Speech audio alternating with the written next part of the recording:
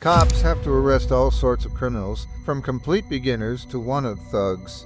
But what happens when the person they have to arrest is actually a real gangster trying to outsmart them? Here are 4 times seasoned criminals tried to outplay the cops during their arrest. Starting with a crime duo who have outrun the police more than once and are still doing so. On July 29, 2023, officers from the Gangland Police Department pulled up to a small gas station. The 2 unnamed suspects had just fled from a traffic stop with no intention of talking to the police.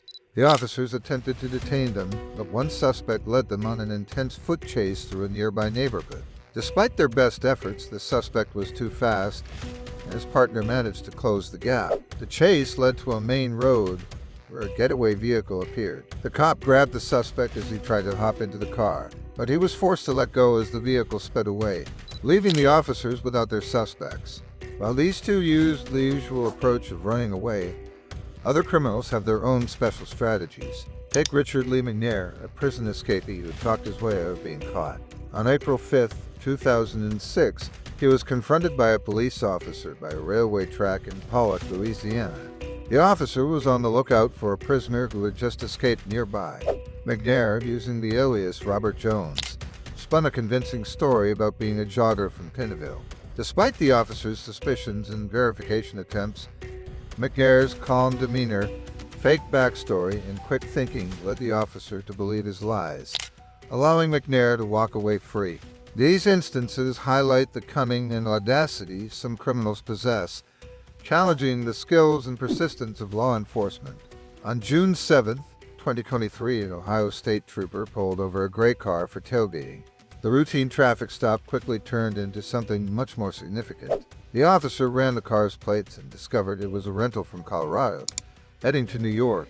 Inside were 3 individuals, the driver, who rented the car, and 2 passengers. While the driver provided his license and rental agreement, the officer noticed something odd. The driver claimed they were traveling to New York for work, specifically delivering for Amazon. However, when asked about the passengers, he became evasive. One passenger, who didn't speak English, drew the officer's attention. After some questioning, it was clear something wasn't adding up. The officer decided to run their information through the system, and things quickly escalated.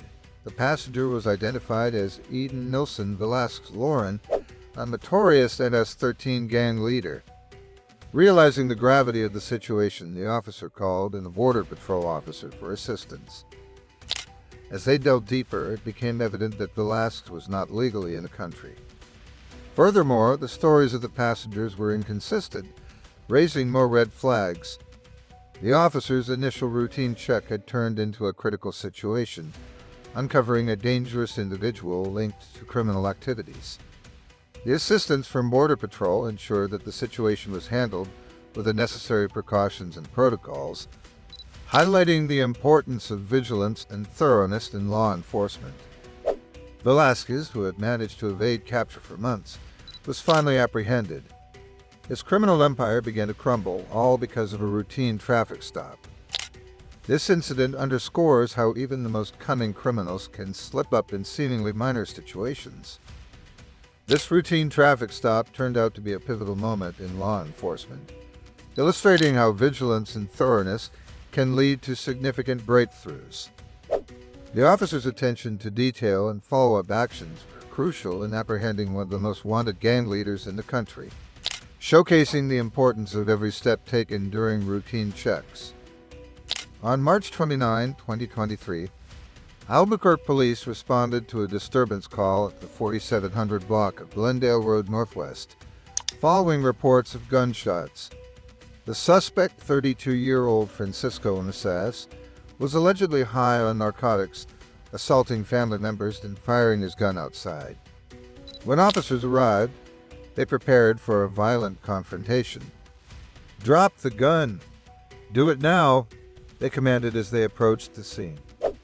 Despite their orders, the situation escalated into a foot chase.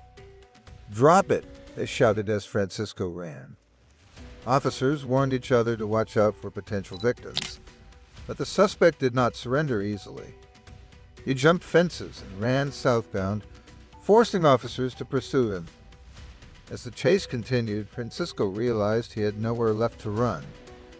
In desperation, he used one of his friends as a human shield, complicating the situation further.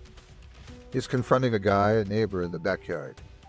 The neighbor's lying on the ground, reported an officer. The suspect stood over the neighbor, creating a tense standoff. Finally, officers managed to get close enough to deploy less lethal methods before eventually using a stun gun to subdue Francisco. "Help me, please help me," he cried as he was apprehended.